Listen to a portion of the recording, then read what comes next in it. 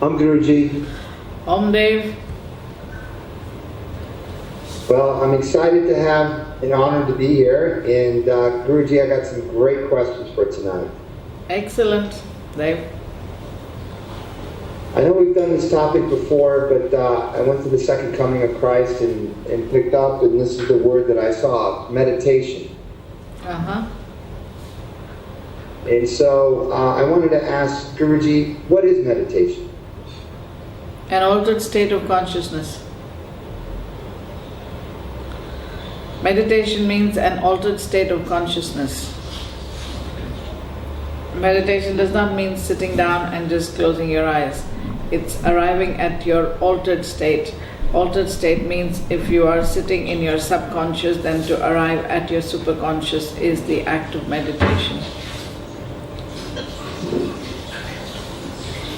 And Guruji, why should somebody meditate? To get connected to their superconscious on a regular basis. If you get connected to your superconscious on a regular basis, you start opening up the pathway of truth within you.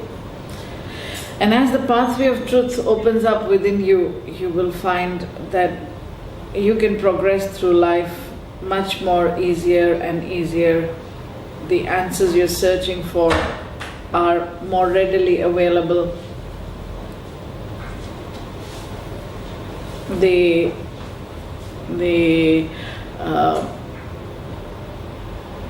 capacity, might be the whole experience of life would change, because you would be able to experience life from a much higher frequency than where you are now. So meditation, if done properly, assists you, and please underline, if done properly, assists you to be connected to your superconscious, to your truth, to your true destiny, to becoming one with the divine, understanding your true purpose in life. So it can do lots of things. The name is still meditation. What's happened today is that the minute you close your eyes and you sit down, it's called meditation. That's not true. Meditation only happens when you are in that state, in that altered state, where you can access your superconscious lovingly. And Guruji, how does meditation affect the body? Can it heal the body?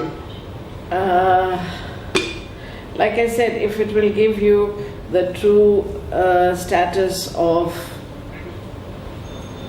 becoming connected to your superconscious and your truth, then in your truth you can release lots of issues that your body is holding on to.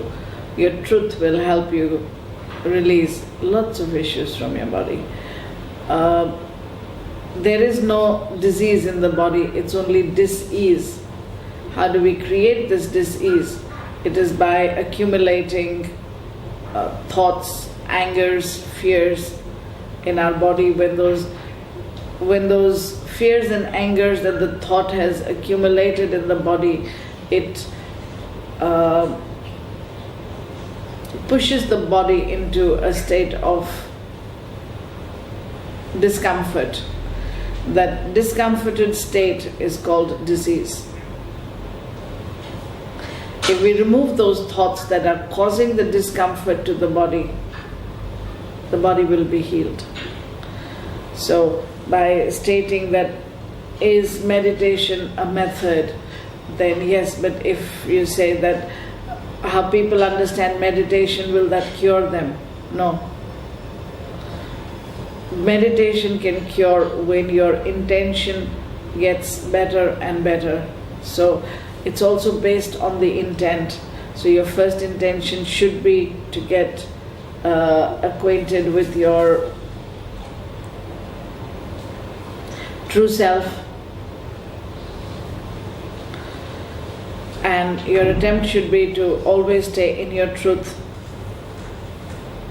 And once you acquire these two states, then you can start understanding what you're locking down where in your body, and it can be shifted out.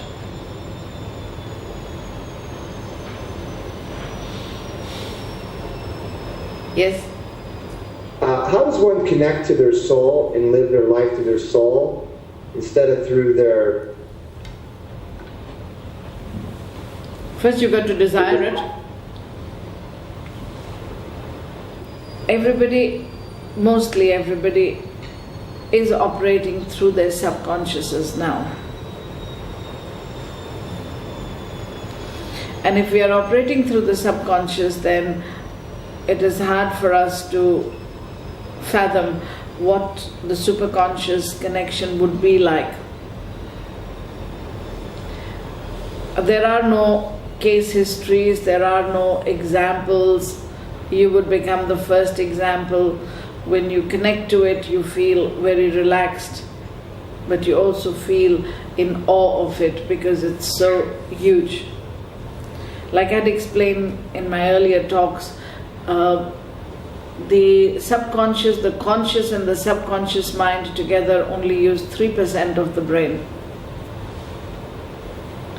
97% of the brain is with your superconscious. So if you were opened up to this much of knowledge, memory, you can say data, would you be in awe? So you're in awe of yourself. And hence you prefer to come back and live in that small, cozy little space with your 3% because it's known to you. You feel 3% you can get mastership too, but 97%, how would you ever?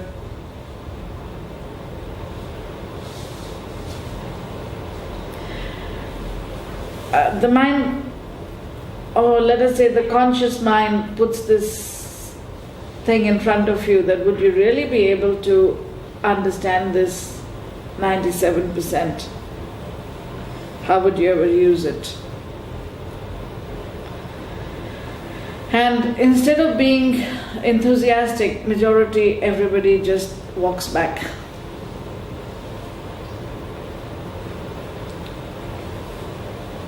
That's what's happening till now.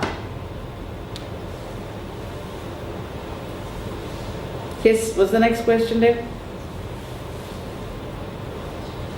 Yes, Guruji. How does one get inner peace?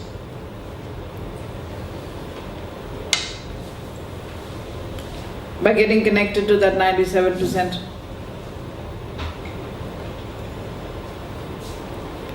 And to connect to your higher self, step number one would be what? Meditation? I would say chanting. Meditation, like I said, is a word, Dave. Mm-hmm. The meaning of meditation is being connected to the altered state of consciousness. How would you get connected to the altered state of consciousness? How will you open up that space for yourself? It doesn't open up by itself, It's like you have to go, open the door, put the key in, open the door, push it open. How would you do that? Would meditation allow you to do that? Majority of the people come to me and they say, we've been doing meditation for the last 15 years and we have achieved da-da-da-da-da-da-da. Everything that they've done is still subconscious based. So if you sit quietly, you can enter a realm of the subconscious, which is not your superconscious, and claim to be in meditation. You will get wonderful answers, you will get feedbacks, you will get everything. The subconscious is more alert, more aware, and more in sync with you.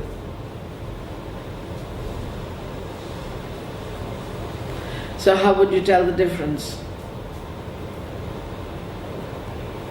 You couldn't. Then how would you know that you are in meditation?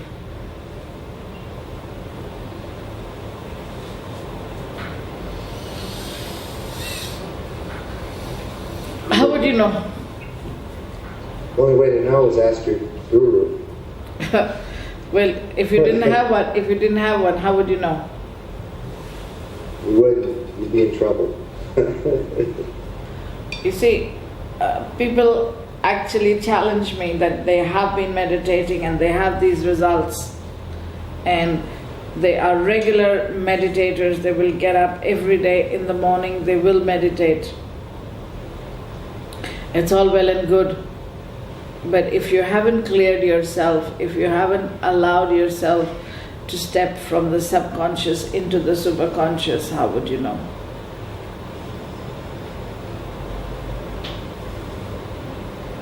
Guruji, what would it kind of feel like if you could describe it when we get to that place?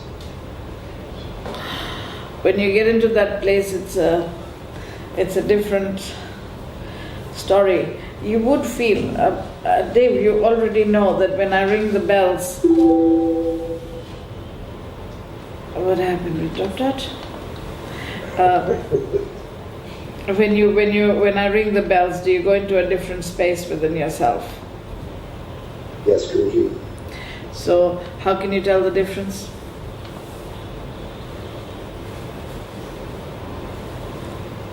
I just feel the difference.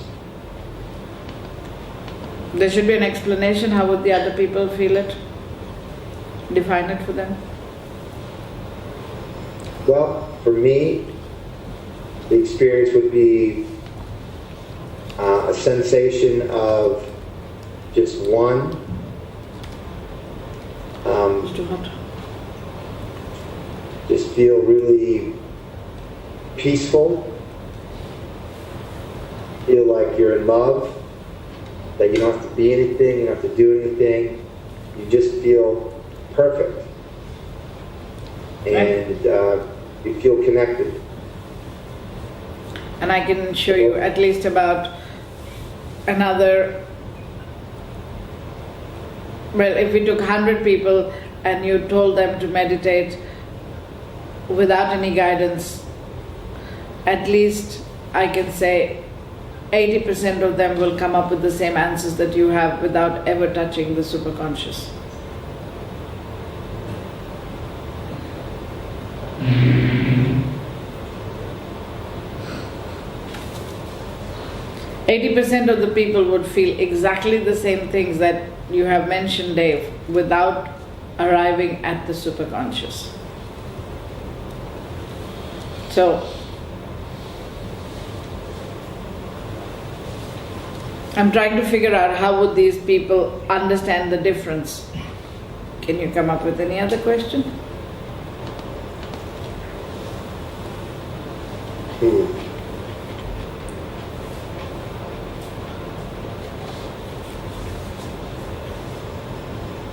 Is there I mean to say, task? see, just like people have started taking photographs of molecules and telling you what is the construction of energy within the molecule of water, and people went in, oh my God, so water has that much of impact and effect. We've been telling people for like any and every religion was using water. Water the Christians were using for baptism. So it was water that was chanted over, that was prayed over, that was held in a sacred space within the church for the energies to bless, and it was called blessed water. And then during the church ceremony it was sprinkled on you as well, the water, as the blessings from the Lord. So what was the whole effort at? The effort was at making people get connected to their superconscious self and step out of their subconscious self. to start believing in themselves, to start appreciating themselves.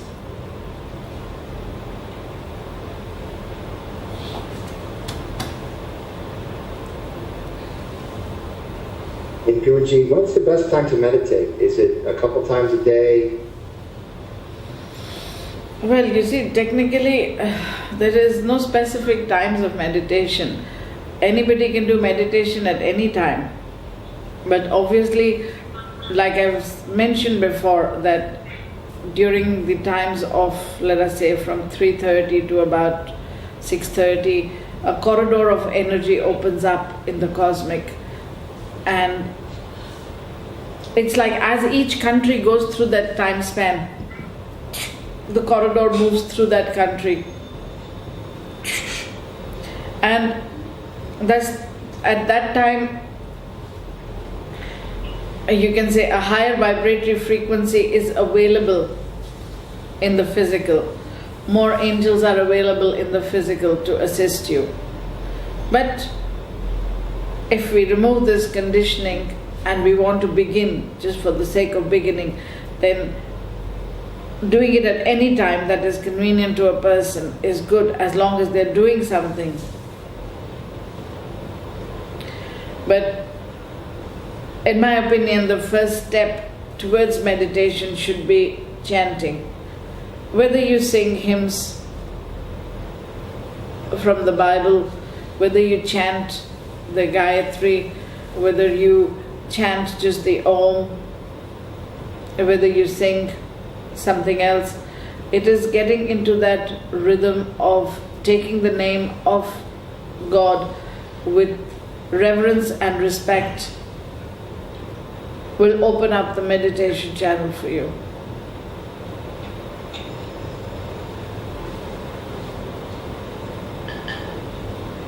Guruji, is it possible to go astral traveling with meditation? Go ask what? Is it possible to go astral traveling with meditation? Yeah, that is a much later date. Look, Dave, you got spoiled because I started you off from a different direction. But let's talk normal people. Astral traveling is a part of meditation, yes. You have to get, yes, you have to get into a deep state of meditation to have that much of confidence that you could go and travel through the realms, through that 96%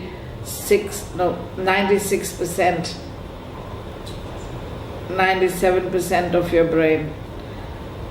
So having that confidence that yes, I can go through that 97% of my brain, then you can undertake astral traveling.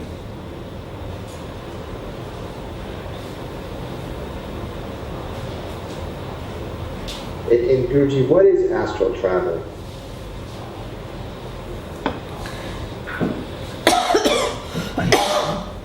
Sorry. Astral traveling is again your altered state of consciousness where you can take a journey through any one aspect of thoughts or you can say energy stored within that 97% of your brain. The connection will still have to be through that 97% of your brain. You can go for a journey to see what the cosmic is like, to see how the angels are doing, to, like children get visitation passes and then the Coca-Cola company invites them, come and visit us. And then they come back so excited. We looked inside how the bottles were made, how this was done, how they were washed. Oh, it's fascinating because they managed to get inside the brain of the Coca-Cola company. So when you do the astral traveling, you come back so excited because you got a close-up look at how the angel realm works.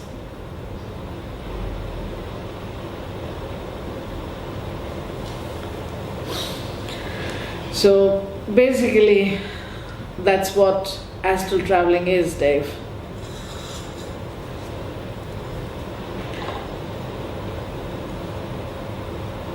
Guruji, do we all have angels that look over us? Yes.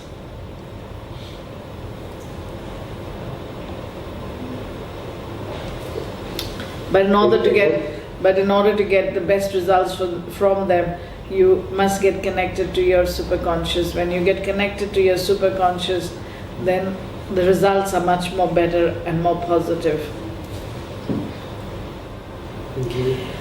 But like I said, I must get there and teach you all the chant, no?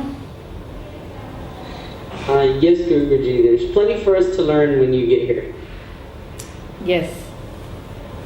Learn and do. Guruji, with that, I believe that's all the questions that we have. So unless we've got someone else on the line who has any questions, I believe this is everything that we've got. That's very good.